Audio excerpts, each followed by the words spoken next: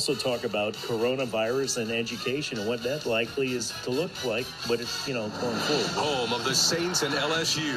870 AM WWL New Orleans. 105.3 WWL FM and HD1 Kenner New Orleans. A radio.com sports station. Dave, Julian Healig joins us right now. He is the Dean of the University of Kentucky's College of Education. Good morning, sir. And I apologize in advance for any interruptions, but when you work from home, you work from home. We're all making it work right now. Yeah, absolutely. Good to join y'all. Nice for you to take the time with us, and we appreciate it. What about changes to the school system, not only going back in fall, but maybe even after this, something maybe that we like working from home, maybe you discovered that it's easier to do that under certain circumstances. How is coronavirus likely to change education K through 12 as we see it for next year and maybe into the future? And I know that's a lot of information, but the floor is yours, so please, sir, take your time. Yeah, so we could talk about this for a couple of days. Coronavirus really impacts every single thing that schools do.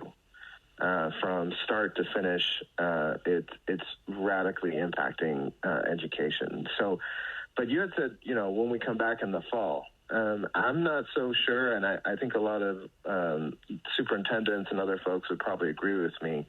We're not so sure we're going to be back in the fall. And back in the fall in the traditional way that we've attended school, I think, as you look across the spectrum, there's really four options that are kind of coming to the surface in terms of what the fall looks like. One of those things is scheduled rotations. So you have groups of kids rotating at different times through the school. You have an opt-in model where you have parents. Some parents are probably just not comfortable sending their kids back without a vaccine. Maybe some are. So you have this sort of optional opt-in. And then you have this hybrid where you may have some things that are happening on campus and other things that are happening online. And then you have the fully online, which is what you've seen happen over the last couple of months in Louisiana and other states. So the fall is kind of up in the air. And not just K-12, higher education is the same way. I was just on a conference call with the president and provost office here at the University of Kentucky. We're sorting through those things because we don't really know what the virus is going to look like. We also don't know what the path of the virus is going to be. Is it going to be a whipsaw where we come back or we shut down and then we come back? There's just really a lot of unknowns. And so in summary, we don't know what the fall looks like. But this clearly is one of the biggest disruptions that education has ever experienced. Of course, you had Katrina there, and that was a big disruption. But I think what we have to be careful of is those folks that come peddling snake oil, so to say, which is that, well, maybe education should be online permanently, or these sort of permanent solutions. This is a problem that we're going to be dealing with for the next 6 to 8 months, maybe longer. It just depends on when the vaccine arrives or the drug cocktail arrives. So we just got to be careful. Is online education what's right for every kid? Well, it's a solution that we've got to access right now. But is that, we know, for example, that online charter schools, let me give you California, for example, they have more dropouts than they have graduates. Credo's study on online charter schools showed that they vastly underperform traditional schools. So is an online charter school for every kid the right approach here? Probably not, but there is definitely some disruption occurring. Talk about the digital divide, if you would. Yeah. Well, that's a good question. So I'm going to tell you, at Kentucky in the fall last year, we handed out iPads to every single student. And then there was a lot of sort of outcry about that, disagreement about whether we should be handing out iPads to every single student. But now here, 10 months later, it almost seems prescient. But not every school district has the ability to give each and every kid an iPad. As we know, in Louisiana, the average per pupil spending is above the national average.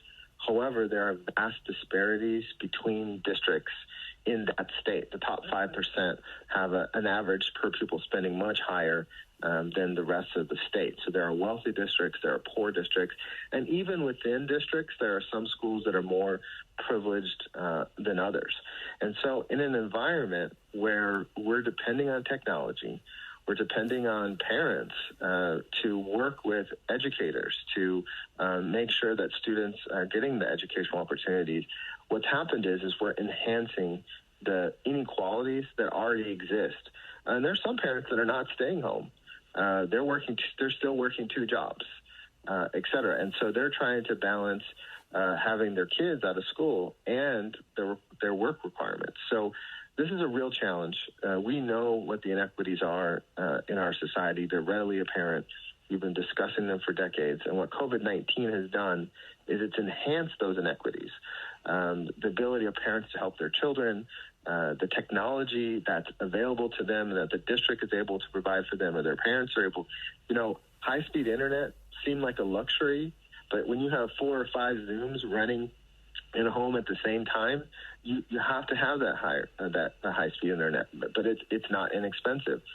Having every kid in your home have an iPad seemed like a luxury before COVID-19, but for their instruction to occur in a regular pattern, you have to have that now. So those inequities in family income, those inequities in what districts have available to them are now enhanced.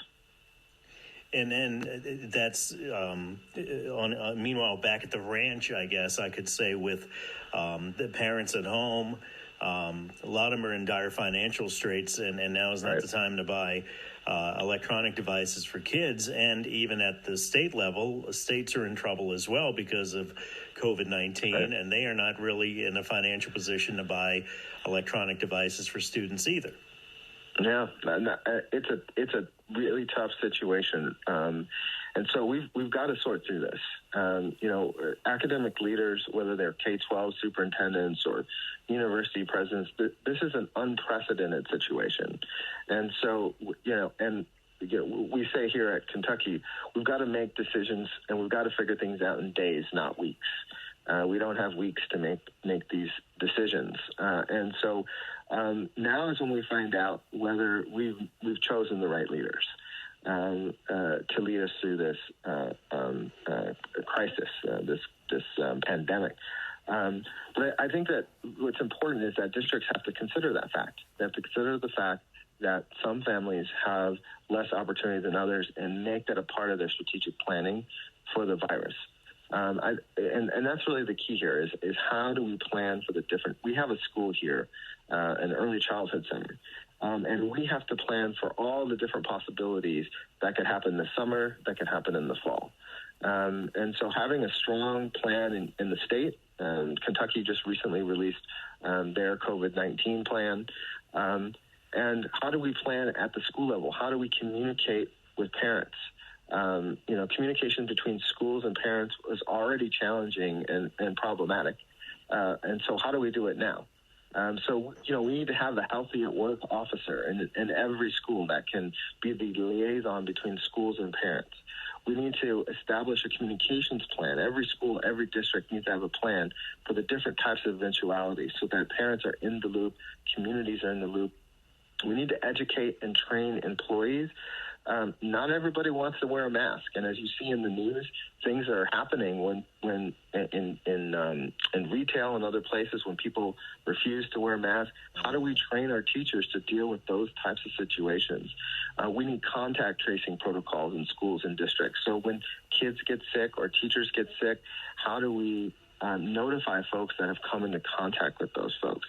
And we need to have a flexible calendar. We need to understand that enrollment may fluctuate during the year. These are things that we're just not used to. And how are we flexible with attendance? And how do we do with truancy online? Literally everything that happens in education is impacted by COVID-19. Julian, we're out of time, but I certainly hope, I should call you Dean Healig, that you come back with us because this is not going to go away anytime soon. And again, as you said when we first started, we could spend days talking about this. Thank you, sir. Have a good and safe weekend. Glad to help. Have a good day. Dean Julian Healig, you too, Dean of the University of Kentucky's College of Education. The I-10 is